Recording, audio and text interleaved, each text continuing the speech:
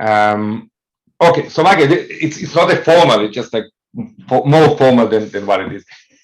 So you are among friends, and what we would like to speak today is not about one book, it's about all the books that you have published in the past years, also the connection that you are doing all the time and just meeting people.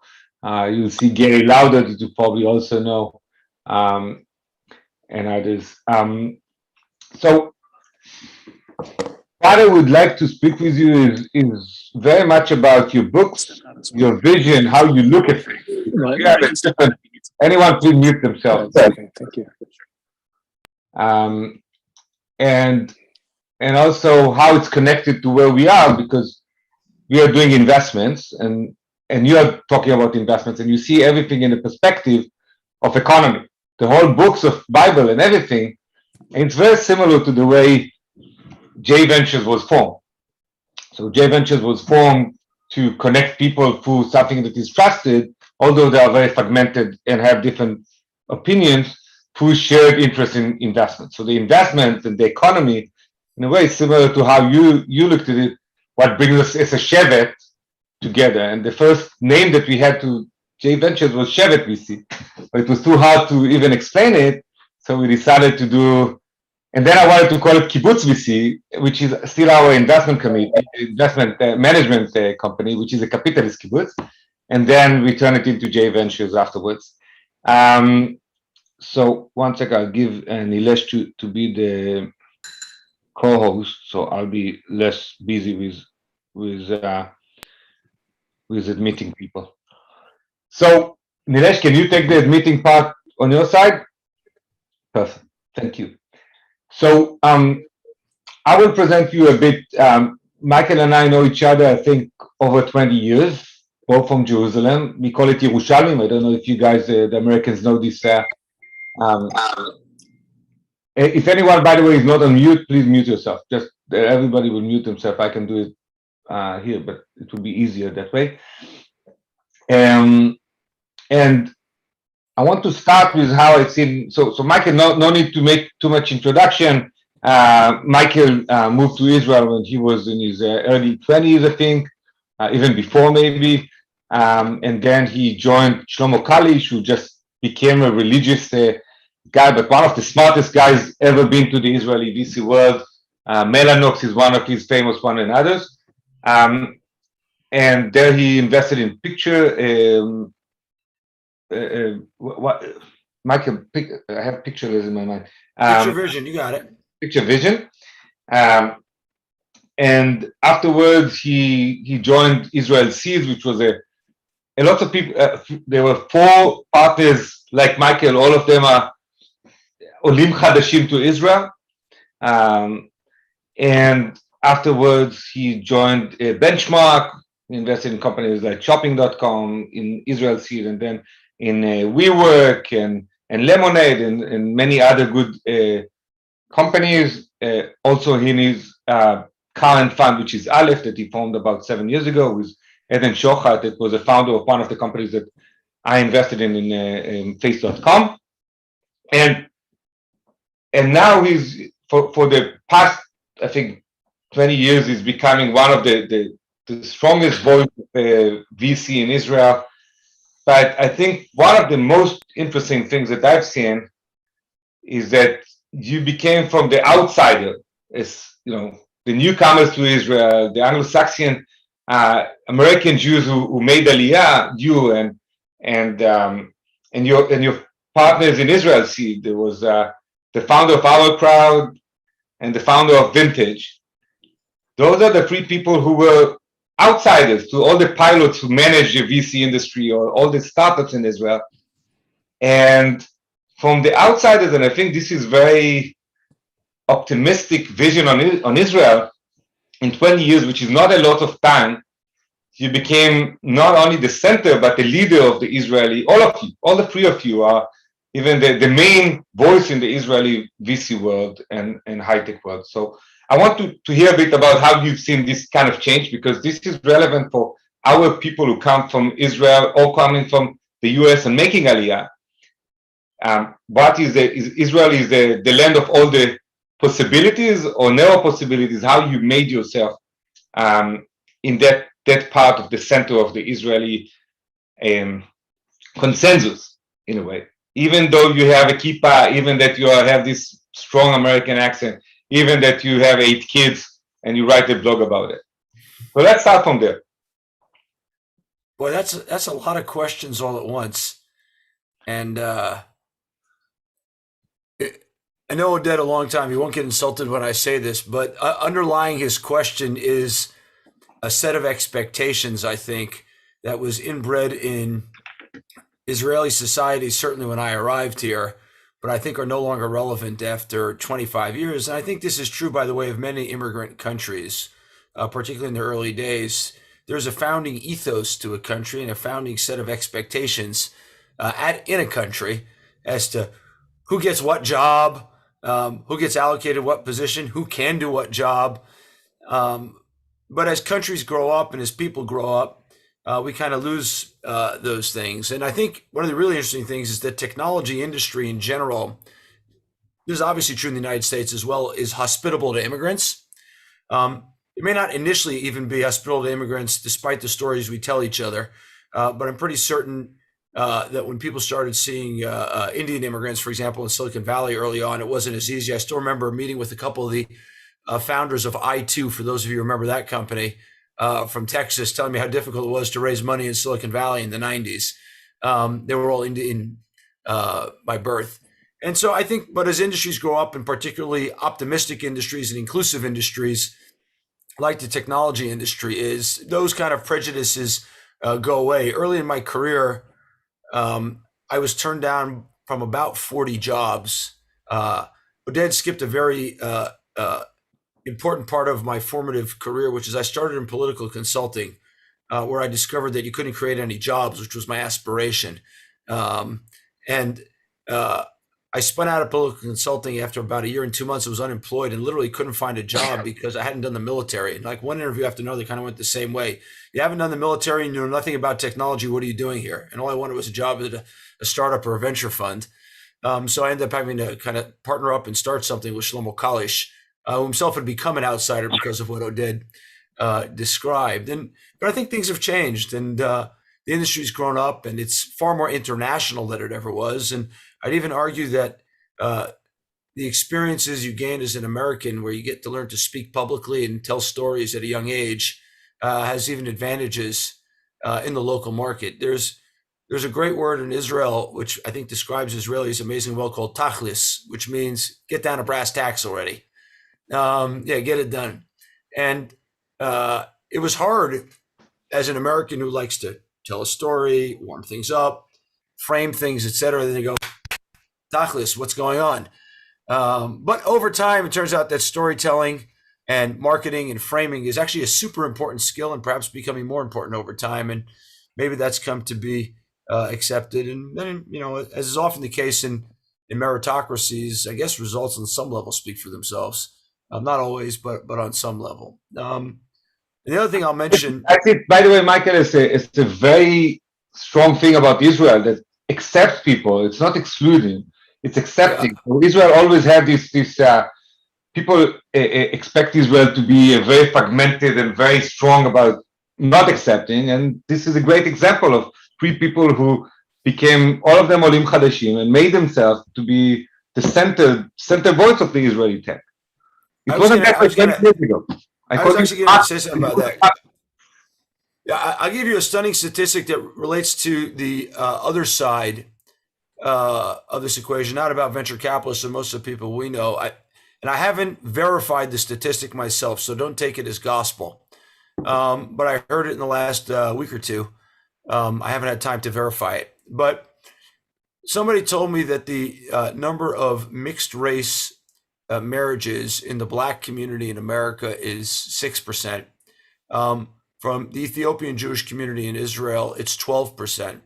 And Blacks have been free in the United States for well over a century, and the Ethiopian Jews have been here for about 30 years. And I think that says a lot, and it relates to our topic. This is despite kind of the yelling and the fact that everyone here is like a Moroccan Jew or Polish Jew, an Israeli Arab, an ultra-Orthodox, and all that kind of verbal segmentation, at the end of the day, the place comes together and is a very accepting place. And I think that's actually part of the miracle of what goes on here. It often turns up, because people speak in high tones, it often turns up mostly in time of crisis rather than time of peace, but it's fundamentally there.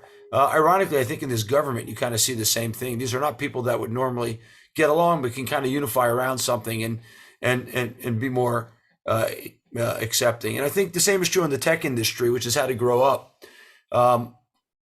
Immigrants have become a big part of it. I have a organization that I launched about 2 years ago called Nivo, which is a professional network for Olim, for immigrants to Israel. We're now in our second cohort.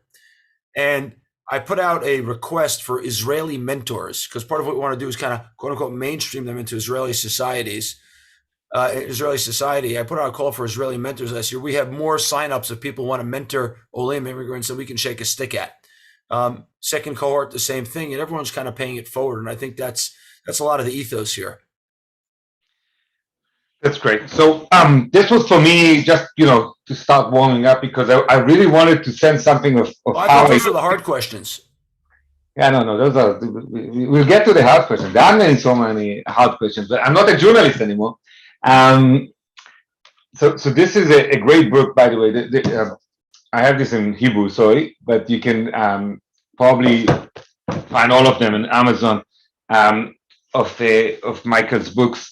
And Michael, you have also, and again, I'm connecting everything to JVentures. By the way, this is the first time that we let someone who is not part of JVentures to speak in JVentures. We have a lot of amazing people to speak here, but we wanted your perspective because of the connection between VC, but also the way you look at the diaspora in Israel, for example.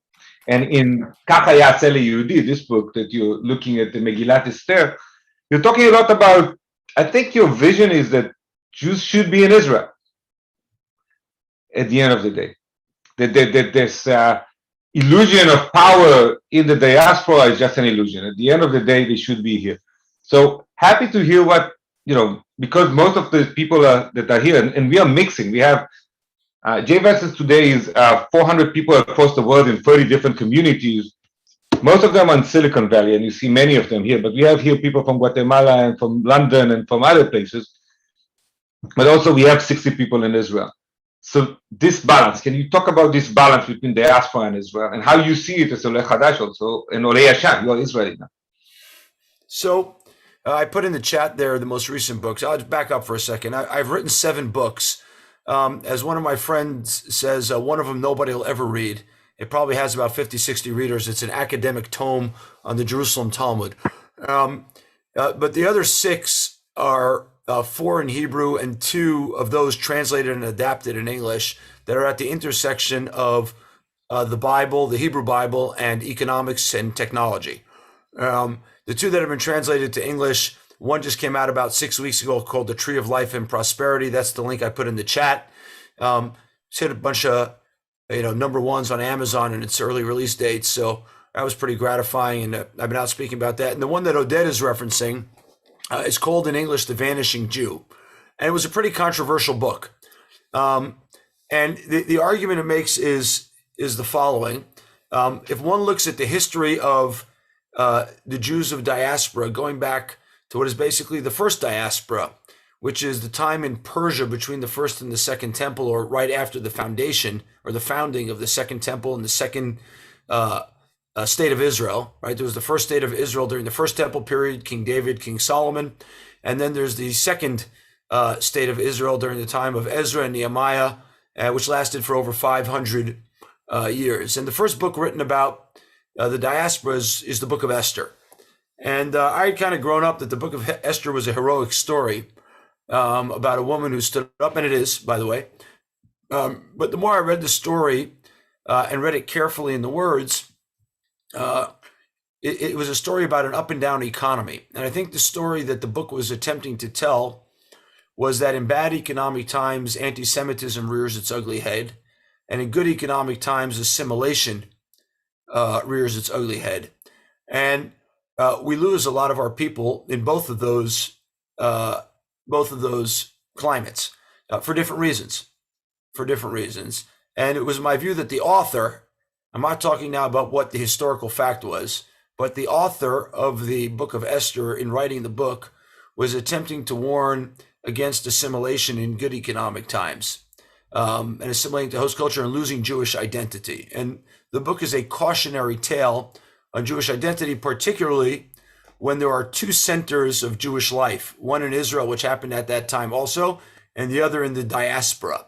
And this can occur, and we're kind of seeing it now for a variety of reasons. I just got back from my first trip to the U.S. I guess we can kind of call it post-pandemic, although I don't think we're post the pandemic.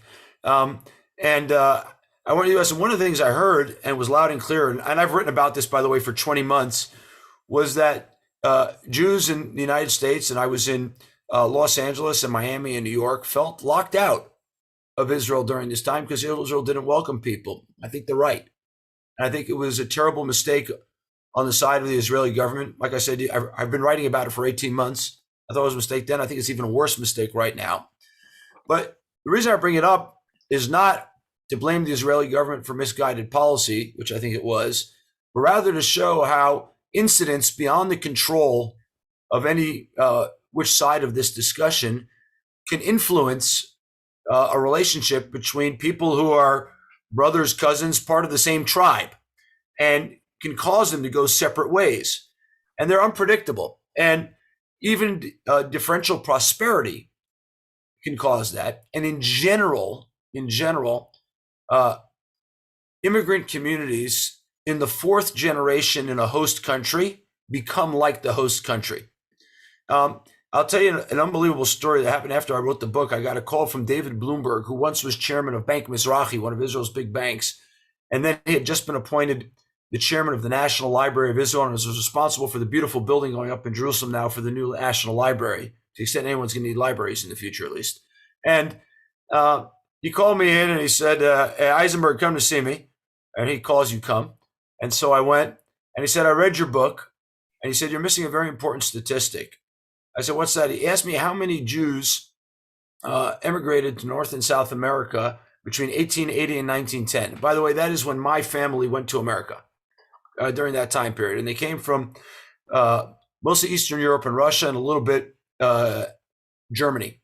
And they came to the States, and that number was between 3 and 3.5 million people. If you just multiplied the population growth, right, general population growth, from that period until today, by the number of Jewish people who emigrated, you should get to about 15 million Jews who should be in North and South America today. And that doesn't include post-1910 immigration, which includes pre- and post-World War I and post-World War II.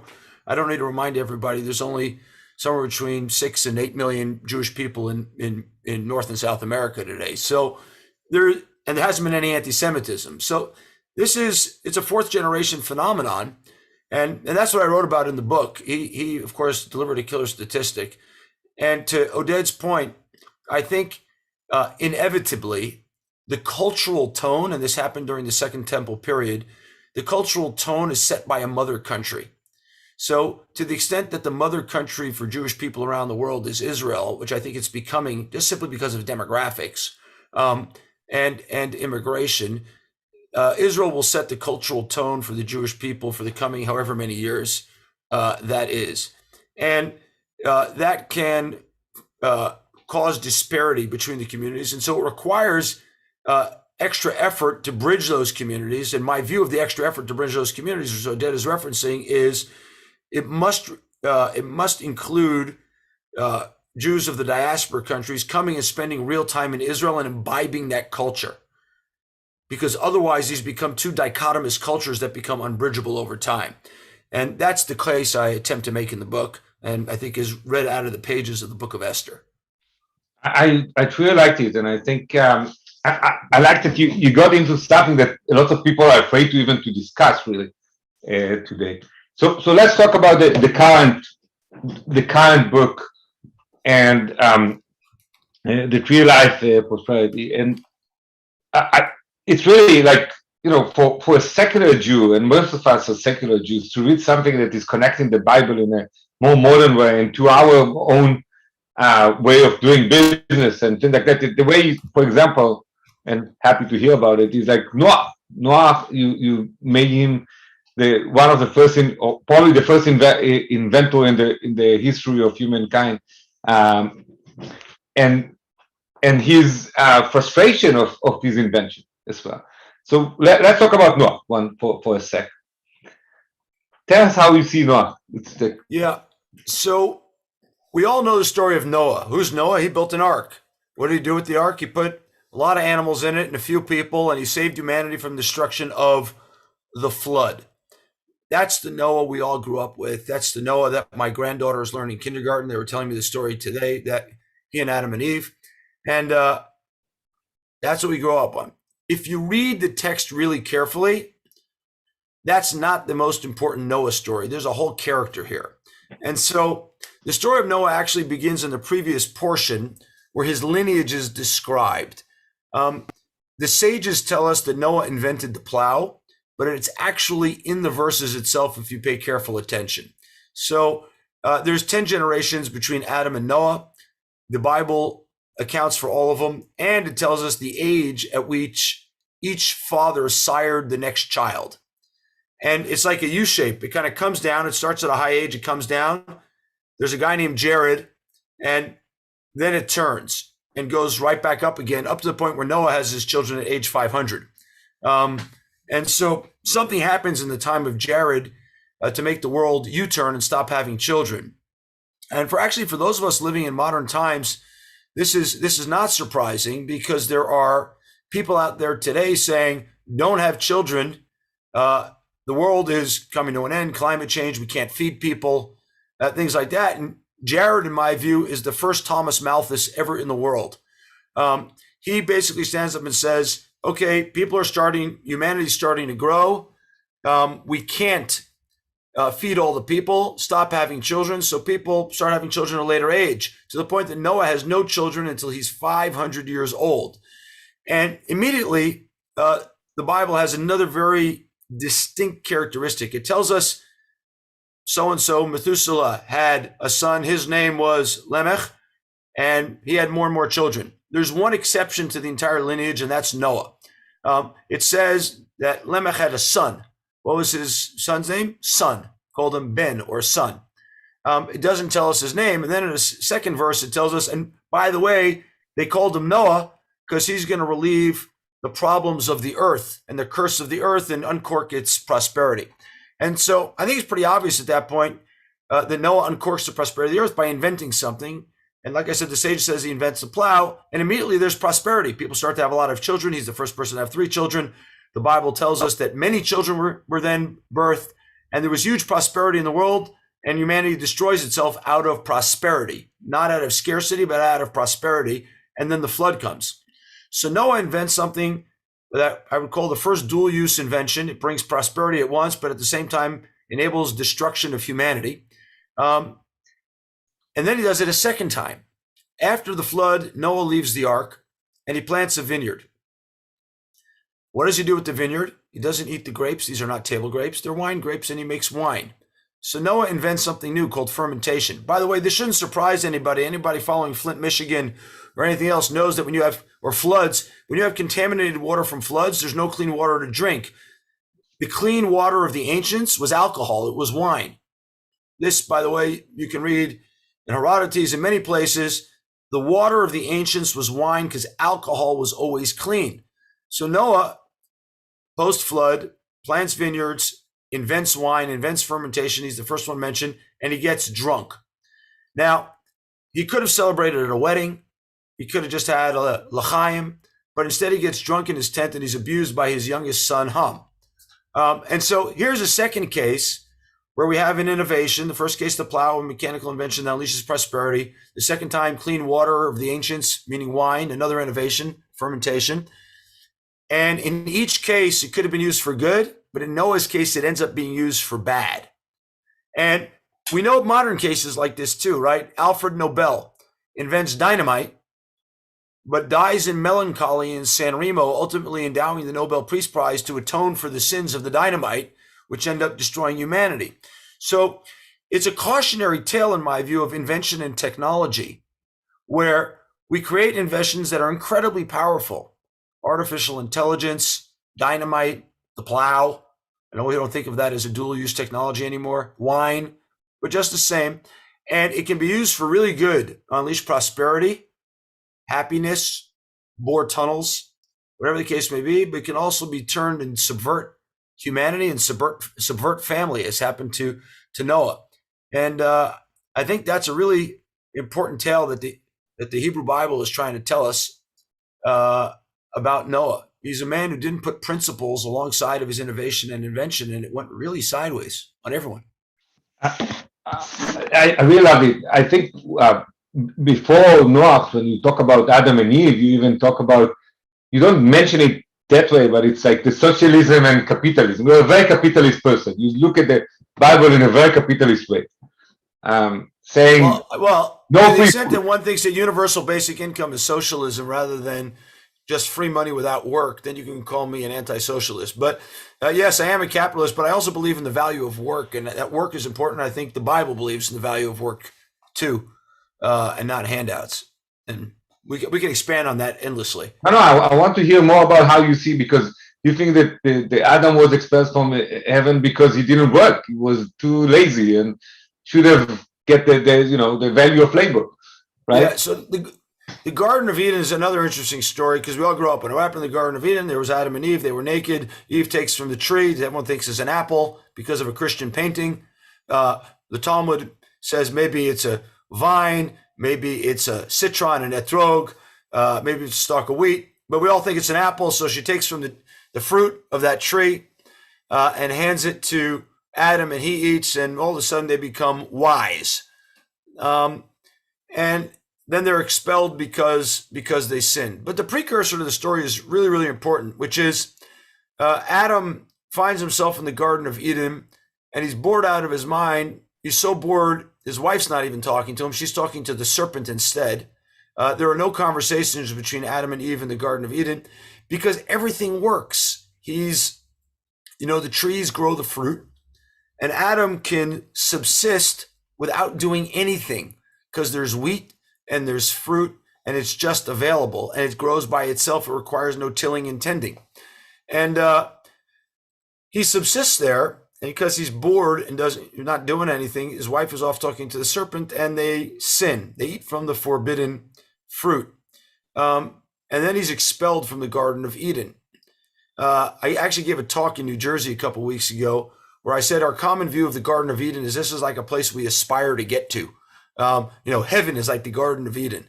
And that's kind of like common folklore. It appears in the Talmud in many cases as well. There's a second view of the Garden of Eden that it's like adolescence, where the human being, he's born outside, he grows up in the Garden of Eden, he kind of discovers his nakedness and sexuality. He discovers knowledge, he's testing, etc. That's a second view of it. My view of it is a place we're never going back to.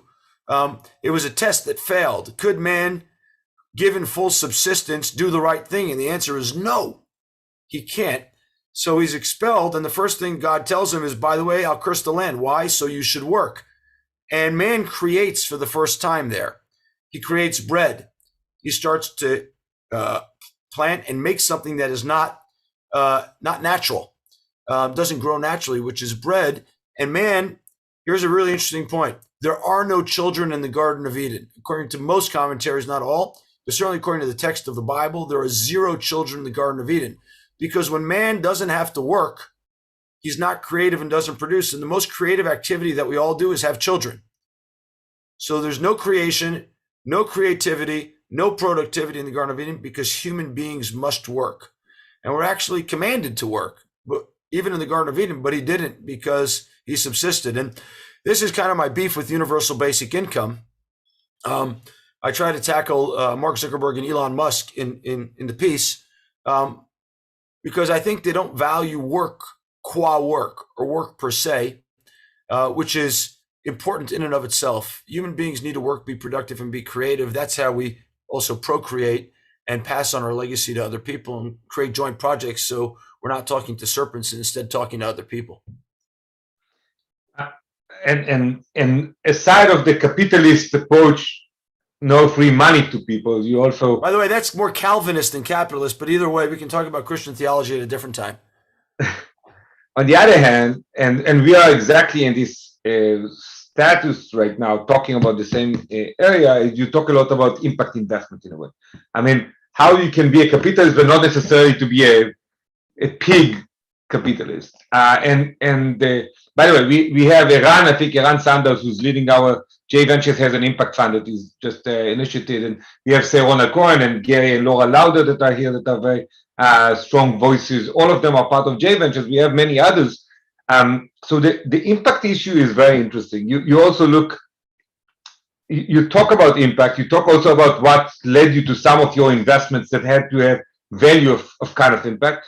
But you also then talk about Abraham in a sense of how to be a noble, wealthy guy, and people who are just for money. So let's talk about that kind of impact versus getting money and getting rich. Money for money or money for impact? Okay, so in the first book, first volume, which is The Tree of Life and Prosperity, which is the only one out in English of this 5-volume series so far, on the books of Genesis, Exodus, Leviticus, Numbers, and Deuteronomy. 3 are out in Hebrew, only 1's out in English. So the application of it's in Leviticus, the theory is in Genesis. And so the economic model I'm advocating for, that I would argue is the Israeli-Jewish economic model of old and should be the Israeli-Jewish economic model of the future. And in general, I have a view that economies ought to reflect the cultures of the people that are pursuing them. And so this may not be the French economy, although I think our economy would have a lot to say about the French economy.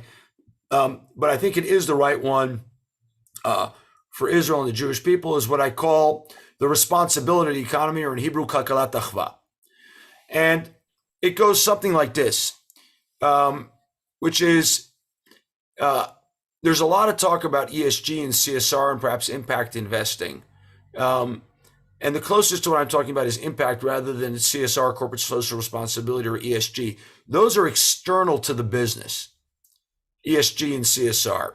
Impact investing is core to the business in ways, but I think the Israeli-Jewish economy, we'll call it, is more about what I call the responsibility economy, which is if timeless values, emphasis on the word timeless rather than relativist, timeless values, which I think derive from the Hebrew Bible, inform the products and services and approach to your business, you will be more successful over time. And I'll give an example from Abraham in contrast to Andrew Carnegie, but I could give 10. So Andrew Carnegie, for those of you who've read it, wrote an amazing treatise called On Wealth, and I highly recommend it. It's an amazing treatise. But in my mind, it's paternalistic in a way that the Abrahamic approach is not. And so let me discuss the story of Abraham for a second, and then we'll contrast it with Carnegie. So Abraham leaves his ancestral homeland, as we all know, to come to the land of Canaan. Now, the Bible tells us a very few facts about him. One is they had become wealthy people in where he came from, and he takes his wealth with him. It's explicit in the words and the verses of the Bible. The second thing is he takes his wife, that's pretty obvious, and he takes a group of people who are anonymous and one other person who is his nephew Lot. And the Bible gives us one biographical fact about Lot. We know one fact, and that is that he is an orphan. Lot, his nephew, is an orphan. It tells us that his father died back in the homeland, and Abraham takes this orphan nephew with him. And orphans, as we know, are challenged economically. They're particularly challenged economically in the old world, where if you didn't have ancestral lands, you had no means of earning an income. So this is a super economically challenged individual as a family member. They come to the land of Canaan, and there's a famine. Abraham is a wealthy man, I remind you, and they go down to the land of Egypt. They become wealthy in Egypt. And the Bible tells us that not only did Abraham become more wealthy in Egypt when he goes down there, but Lot, traveling with him, is enabled by Abraham to become wealthy and leaves with this wealth, his own independent wealth. And this happens, by the way, multiple times across the biblical narrative, where the job of Abraham and the job of Jewish people is not to give people money. It's not to do good things with money, but it's to enable other people to become successful on their own and wealthy on their own.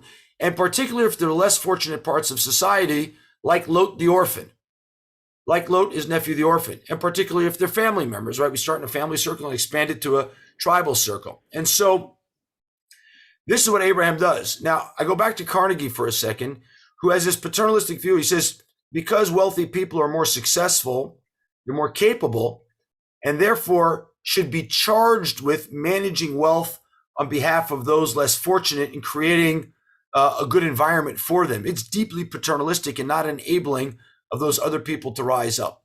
And I think based on this Abrahamic model, the Bible advocates for a few things. So the Jewish charity model, unlike what we call today, which is charity, which is give out, if you read the Bible carefully, has has two descriptions of it. One is give loans that are interest free. Who do you give a loan to? Only someone who can pay it back. If they pay it back, they must be generating cash flow from the loan you give them. This is credit to enable people to start businesses and pay it back. You just want to give them it interest free so they can get on their feet faster. That's one model of charity in the Bible. It's a partnership model to enable other people to be successful. The second one are 3 commandments, which are directed at the landowner. So I'm a farmer. By the way, I happen to have a farm also. I am a farmer. But if you're a farmer, you are required to leave over a corner of your field for a poor person to turn up. Now, it doesn't tell you collect the wheat and hand it out to the poor person. It says leave the corner. Why? Because we expect of the poor people to turn up and do work. And if they come to your field and meet the workers there, they may learn a skill and they may meet you and you may invest in them. And there's 2 others like that, which is if you have dropped or left behind stalks of wheat or other fruits in the field, other people are entitled to pick them up. What happens when the poor people come to pick them up? Really simple. They look like they have the dignity of all the workers because they're walking right behind the workers. We've given them dignity and empowerment, plus some income to get started with. We've also given them training. How do you harvest the field? And I think this is the Jewish model. How you create partnerships, how you enable people through cheap credit to get up and running on their own. And lastly, how we train them with skills. And kind of a modern interpretation of that is, if you run a factory or a business today and you've got 100 employees, well, maybe you can take on 2 who can learn the skills. You have a more resilient workforce. I know the CFOs among us may kind of look at the expense line on that, but I think you create a more resilient workforce when you've trained some extra people. So in a time of need, you can scale up. And at the same time, you've empowered them with a skill to go do that. Cheap credit is another way to enable people to start business and go do that. And you're deeply invested in it because you want to get your money back. So it's not charity. You write a check and go about your day. You're constantly checking after your loans, and that forces you to become a partner to the person that you're doing it with. I can go on longer, but someone's got their hand up. 1 second. Yeah, Donald Menzer, who is the chairman of Hartman and also a very successful business firm, wants to ask a question. Yeah, Donald, you're on mute. Yeah, I'm curious how your understanding of the Hebrew Bible and things like the Jubilee year and Shemitah fit into your view of the implicit social economy in the Bible. I just want to be careful about calling it a social economy. I think it's an empowerment economy and a responsibility economy. And it says we can grow the pie instead of dividing it and redistributing it differently. I think the Bible has a deep belief in growing the pie. And you can point this in many places. So let's talk about what you call Shemitah. For those who don't know, Shemitah is a sabbatical year. We're in one now in Israel. And the Bible offers 2 things about Shemitah. One is you should let your land lay fallow for this year. You don't harvest the land, and it makes it available for people to come into and take your produce. The second part of the sabbatical year is loan forgiveness. I actually gave a 7 or 8 minute impassioned speech about this on a panel I did last night locally in Jerusalem. Loan forgiveness at the end of the 7th year. So The first one is really interesting. So very clearly, the Bible's trying to tell us you think you own your land, but really God owns your land. And so you need to relinquish it during the 7th year. But it doesn't say just give it up. It says open it up and let people come in and take your produce. Now, we need to get out of our minds what a modern farm looks like, because an ancient farm didn't look like a modern farm. It wasn't mechanized. It wasn't enormous. It was your backyard, right? It was smaller than the size of an Atherton backyard, for example. And so this is your backyard. You're letting somebody into your home, and he comes in and he takes your produce. And so you meet him. And so I think part of the sabbatical year is not just to give out the produce, but to create someone asked me to change my camera angle. I'm bad at this. It's to enable you to have an unmediated interaction with all members of society. It kills the caste and class system of society for people to walk unfettered into your land. And I think that's a fundamental principle. By the way, it exists on the 3 holidays and why we go to Jerusalem. The same kind of unfettered social network that can be created through networking in my own field by letting people in and sharing with them freely is part of that. By the way, just a side point, funny story, when I first bought my fields, it was a sabbatical year and I thought I was going to be like this noble guy. And so I opened my fields wide open. I wasn't making my living from them. And about 10 days into the sabbatical year, I get a call from one of the local farmers. He says, Michael, what are you doing? Are you out of your mind? And I said, well, I'm opening my field so people can come in and take the produce. He said, well, in the meantime, they've stolen all your sprinkler systems and taken down parts of your fence. Good luck. And so that turned out to be a bad idea. And I learned my lesson very quickly. The second part of the sabbatical year, to answer Donald's question, is this loan forgiveness. And I've made an impassioned plea. We're post-COVID right now. There are a lot of small businesses and people in general who've got a lot of debt. And it's really hard to recover from it. It's really hard to get back on your feet, refinance your life and refinance your business when you've come through something like that. And the original loan forgiveness and sabbatical was something like this. The way farming works in general, farmers take out loans, they invest in their crops, they water the crops, they have a lot of expenses up front, and then there's a one-time harvest at some point in the year. In Israel, it was in the spring through the summer until the fall. And then you had money to pay back the loans that you got. It's true today, by the way, as well. Nothing's changed in farming. You take out loans to kind of finance the planting and the growing phase and pay it back when you get your harvest. And in the sabbatical year where you didn't have income from your food, you need loan forgiveness. And it was that simple. And today, though, we've got credit cycles and then sometimes pandemics or other unfortunate events that cause people to be unable to pay back their loans. And I think this sabbatical year is actually a unique opportunity to have a discussion on what are we doing about people who are over their heads in credit without creating a moral hazard. I think that's critical. I think that the Hebrew Bible is minded to that, as is the Talmud. But how do we empower people to get out of this negative credit cycle that they're in right now and get back on their feet with their businesses? And I think that's an opportunity that I'd love Israel to lead in this sabbatical. It's something I've worked on in the last sabbatical cycle. Candidly, I got nowhere, so I'm trying again now. Maybe it's just like a J curve of the Bible for VCs. 7 years, you have to build a business over time, and it takes a while to build a business. Let's talk about values. You mentioned a lot of values. That business should be and investment should be correlated to values. And you mentioned your investments in Lemonade is something that is related to values, and also WeWork as an example. So maybe just how we take those assumptions and beliefs into real world kind of investment mechanism.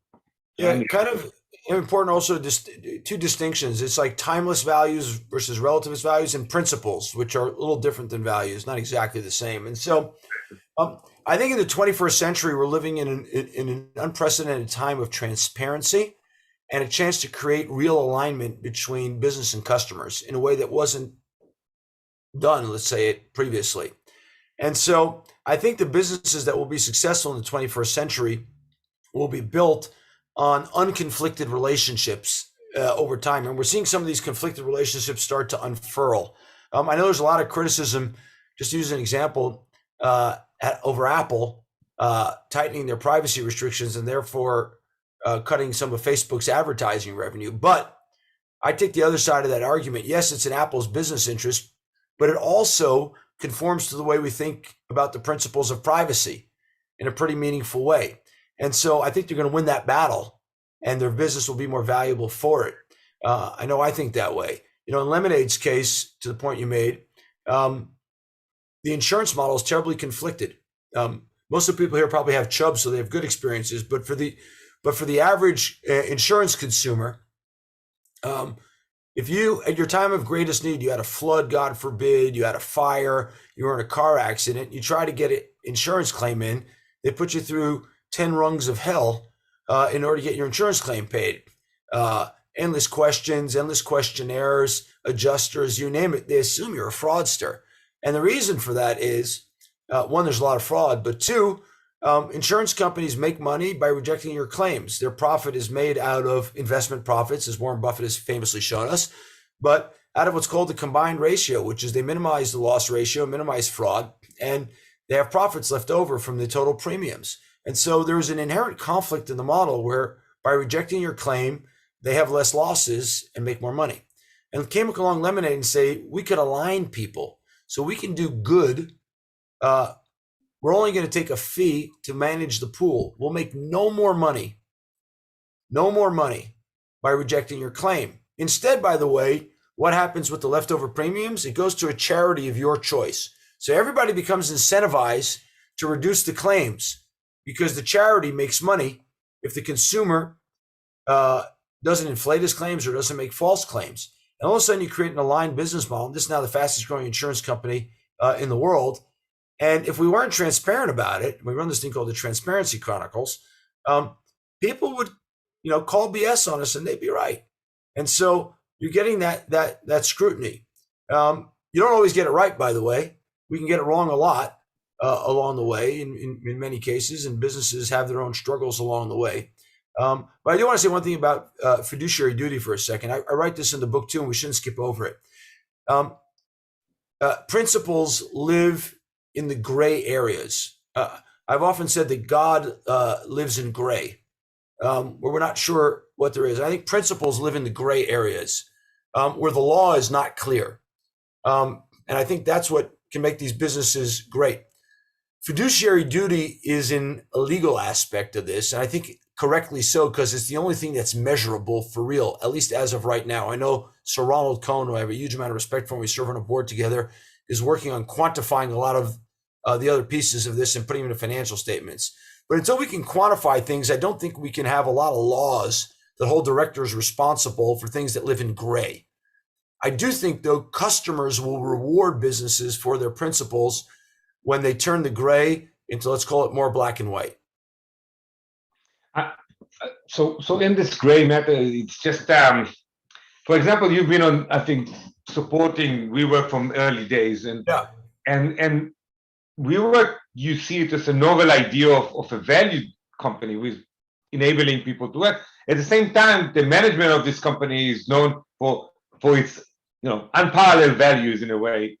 How did you feel about that kind of dissonance between a value of the company in the vision and the actual being on the board, I think, or as an observer, but being there from part of the company and seeing this company going to the wrong direction, wrong management, and wrong fulfillment of those values? First of all, I'll just say something on the last point, man. I think it's unfair to say it was the wrong management in totality, and we need to be careful about that. But, like I said, sometimes you get it right and sometimes you get it wrong. And I think WeWork, by the way, it's a couple $1 billion business built on something that people thought was impossible. And so there's clearly value in the product there. And I think the talk of community was not false. I think that was real. That's number one. And sometimes, even when you're on the board, and I take this on myself, by the way, I wasn't a official board member. I was a very early investor and definitely around the table. I think oftentimes management teams can get caught up in a lot of growth, and there's a lot of pressure on growth. and make wrong decisions along the way. And I'll say more than that. Being an entrepreneur is actually a hard way to make money. They're pretty brave people to be entrepreneurs. There are easier ways to make money than being an entrepreneur, and it requires a unique amount of fortitude to do that. However, there are thin lines, for the resilience that an entrepreneur requires, and the doggedness, et cetera, and to kind of coming off the rails. And those happen too. And I think it's the job of the investor and the board member to kind of try to keep everybody going in the right direction. And when there's a failing, we need to own that. So this is two very interesting things. One is, I saw it more like when you mentioned Lot and Abraham, I thought it's more like this. How someone who is successful, and we have these questions all the time. People who come with great values and great vision and really something very, very transparent way of doing it. And then when they become wealthy and they become strong, they change. Now, Abraham stayed who he is, who he was. You admire him for that. And Lot, on the other hand, was admiring the money at the end of the day. So this is one thing that I would, Yeah, I talk about that in the book. And I think that comes back to timeless values. They separate, Abraham and Lot separate over this topic. This is what I describe in the book. Abraham goes on his spiritual journey by himself. Lot leaves him. And he goes to a place, Sodom and Gomorrah. As a friend of mine, Menachem Leibtag likes to say, there was no sodomy in Sodom, but it was a very selfish place. And it was a place where people wanted to be wealthy for wealth's sake and not empower other people. The prophet Ezekiel says that Sodomites didn't invite people into their home. They were not hospitable, and they were people of avarice. And so I think you're right. People who get unmoored from timeless principles end up sideways. How do you keep it as an investor, and also as Michael? I know you for 20-something years. How do you keep your own? How do you find your own north when you get bigger, you get more ego, you can do more? How do you find your own path? Through the Bible, through reading this Bible and thinking that way. Well, I think there's three answers to that question. The first and most important one is my wife. She hits you. And, what? She hits you. No, you wrote about your wife, by the way, that she tells you that everything you see is through the prisma of money, which is of economics. Yeah, you admire her. It's very nice to see it in the book. Yeah, and the first is my wife. I had a rabbi when I was in yeshiva who told the following story, that he once came home after an unbelievable event in the yeshiva, feeling on a high, and he walked in the door and his wife said to him, "Yehuda, I told you to take out the garbage this morning and it's still sitting here." And I think there's something to that, and who we marry and grow up with together and build a family together with is really important. That's number one. Number two, for me, it's the daily study of Torah, the Hebrew Bible, that I find rooting, an important reminder of the values and the principles that need to drive economic decisions. That's the second, and the third element to this, which is hard sometimes, and we all get busy, is a little bit what I answered Donald on the sabbatical year. Is we need to go out and meet other people from other parts of society, constantly, and meeting as many different kinds of people as possible, as frequently as possible, is, I think, important for this work that we do.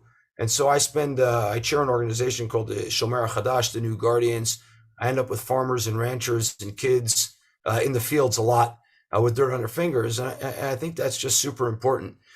Touching the actual physical land rather than these ephemeral Zoom screens is important, and touching the people together with the land is important. So I think unmediated interactions with all kinds of different people all over the place frequently is really important. I must tell you, Michael, that knowing you so many years, I'm very proud of you. You really took this mission, not only just coming to Israel, but also not only become wealthy, but you really care about doing more of that. And by the way, we are starting now Chavruta or Dvar Torah, that we want to take this logic of the Bible into how those values work for us, a big community across the board. I think, for what it's worth, I think our we can't forget this. The Jewish people's unique contribution to the world is the Torah, the Hebrew Bible. It's a unique contribution. It's been around for thousands of years. I say in the book, it has more unique users than Google and Facebook combined over history. And I think that's not an accident. And we can be proud of it, and we can investigate it, and we can translate it into modern terms so that it works for us and becomes a real part of our life and who we are. And I think that's also, to your earlier question, Oded, a lot of the bridging that we can do between communities in California, New York, and Tel Aviv, and Jerusalem. It's really important. And I think I'm probably will have more discussion about this, me and you and others, but I want to, first of all, I want to give people the ability to ask questions directly. There are lots of people who know you and also care about those things. Some of them are in the specific area of insurance. I see that John Solberg here from MSAED, for example, and Jeff and Brett and others. So if anyone has a question, please raise your hand and ask Michael directly. I want to ask you about responsibility. I mean, one of the things that I didn't get to see yet in the being chosen people in a way, just like I feel it like a board member. If you're a board member, you're like the chosen people. It's not a good thing. It's we feel that this is an ego thing, that we can make a decision. At the end of the day, it's your responsibility to make the right judgments, and you get punished if you're not. People forget about that. How do you see this kind of thing? Where do you see it in the Bible reflected? I'm not sure I understand the question fully, but Abraham, who is told what's called in Hebrew v'yeh bracha, be a blessing. That doesn't mean be blessed. It means be a blessing to other people, enable other people to be successful and find values and build families. And I think that charge sticks with us. And I actually don't love the word chosenness as a word because I think it's entitling. Although it's used in the Bible, but I don't think it's the right translation. The word in Hebrew is bachar. The word we translate into English is chosen. I don't think chosen is a word. I think it's chosen for what? And so you are chosen for helping other people, enabling other people. You are chosen for taking responsibility. And there's no kind of being chosen. It's not a state of being. It's a command to become responsible. And I think that's kind of the key. And that's what I think, underlies the command to Abraham to be a blessing. I saw it a bit as a board member. So board members are being chosen to be, and it's not the good thing about it is the responsibility that is associated with this. Was my analogy. Michael, listen, toda rabba. First of all, we need to do more investments together. That's for sure. We saw some of the companies together recently. Second, this is a great community to support, and I think all of you will find his books inspiring. It's a secular Jew, I think. I've been, over the past 10 years in the diaspora, exposed more to the wisdom of the book, and I'm you can still stay with your own beliefs about God and how you want to be Jewish, but at the same time, there's so much wisdom in those kind of things. And when you have someone who opens a small window, you can open it and grow it and just learn from the values of it. And this is what we try to do. Ed, I just want to say two quick things on that. One is really interestingly, the book has been read. I think about a third of the readers are not Jewish at this point, maybe larger. And there's a lot of tech people and entrepreneurs who've been writing reviews and sending feedback. And I found that pretty interesting on the second book in particular, Tree of Life and Prosperity. And so different people have read different things into it, but it's really meant to spark a conversation. And the second thing I say, in case I don't get time at the end, is anyone who comes to Jerusalem is welcome to our house for a Shabbat meal, and anyone who comes to Tel Aviv is welcome for drinks on our porch. We do good wine on Rothschild, yeah. But by the way, Michael, this is also part of what JVentures is trying to do. The reason why we are not investing only in Jewish and Israeli companies is to expose ourselves to the best entrepreneurs, but they will also learn about our community in a different way. We don't have phones, that we have values, and this is important for us. It's part of the way we make business. It's not just pure business. I see that Sam is asking a question here, and I saw that being mentioned that maybe it's not, it could be the Could be the choosing people. Could it be the Hey, Michael. A question between Moses and Abraham. Who's the entrepreneurial spirit between them that you think is leading the people and really leading a group? It's a great question. I think for me, Moses is hard to relate to because the beginning of the story is kind of easier to relate to. The end of the story is hard to relate to. He's such an elevated figure in this kind of conversation with God that it's hard to relate to. But I think Abraham, the sages say about him that he was unique, singular. He's so real as a person. He struggles with family issues in a meaningful way. He's exiled or leaves his home. He's exiled then from Canaan, goes to Egypt. He deals with famine. He deals with prosperity. I don't know that he was an innovator or an entrepreneur, but I think he was a trailblazer in a pretty meaningful way, and really introduced, monotheism, not just really this notion of timeless values and principles into the world. The way I view Moses, which you have to wait for the next book to come out in English unless your Hebrew is good, is along the lines of something Michael Dell once said, that the most important character for a leader is curiosity. And I think Moses is the endless purveyor of curiosity. You see this by the burning bush. You see this by him going out to save his comrades who are being abused in Egypt. And there's many other examples of it. And I think he kind of fits the category of a leader, of a people, of a CEO, rather than the trailblazer or perhaps the innovator, which I think is Abraham. Perfect. It's I don't know how you find the time to make those investments, to sit on those boards, to have 8 kids, to listen to your wife, and also to write those books and to learn so much, Jewish wisdom. It's amazing to me. It's really outstanding. Thank you for opening another window for us to understand the Bible and to understand business in a better way. Thank you very much for joining. Thank you so much. Thanks for having me. I really appreciate it. And please come visit. That's a serious invitation. Come for Shabbat. I personally am going to do it next time I'm in Jerusalem. That's a promise. And I think all of us, I think Gloria and Gary are a lot in Israel. It's now becoming more harder. Matt, probably because you made an investment with him recently. Hey, Laura, good to see you. Michael Ronick, so we are a small partner. So Michael Ronick did Chomatis, and you probably know him. Rick, Dr. Rabbi Rick Block, you probably know him also in Jerusalem, who was probably one of the most leading rabbis in Israel, in the world, now in Jerusalem. So I encourage you to meet him, one of the smartest guys around.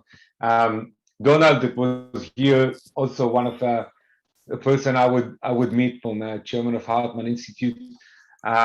Peter Hoffman is trying to educate our next generation. One of them just interviewed you in Princeton, the J Fellows graduate. So we have J Fellows, which is the next generation of us. Kevin wrote to me independently, but he wrote that your story is so inspiring. He came to Israel, made Aliyah, and served in the Shayetet 13, and then moved back to America and did other things. And Julian Levy in London, that you probably also know from Shared Investments, Gil Frosting from here. So this is, and Devin Shine, who built the largest virtual day school, Jewish day school in the world. Simon Rose, South Africa, Neil Schloss is former CFO of Ford in Detroit. Rami Lipman, that you probably know very, very well. Eitan Toledo is responsible for all the batteries and all the chips of aircraft and others. And Mario and Dina in Guatemala, for example. This is what we try to create, a notion of a global community of JVentures and investing in good companies. So, Toda Rabba. Thank you, Oded. God bless you. Thank you. Great work. Amazing. Bye-bye. Bye-bye. Thank you. Bye-bye. Bye.